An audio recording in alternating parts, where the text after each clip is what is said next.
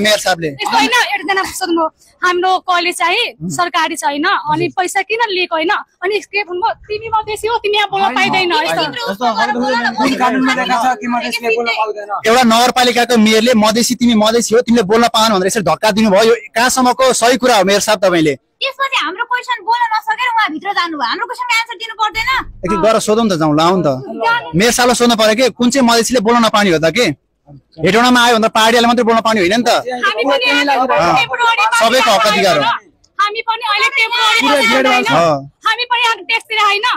अनि हामी आफ्नो गुनासो कसरी सुनाउने के मधेस प्रदेशमा गएर सुनाउनु पर्छ र यही सुनाउदियो यही सुनाउदियो हामी मधेसी हो भन्ने बोल्न पनि हामी नेपाली छैन र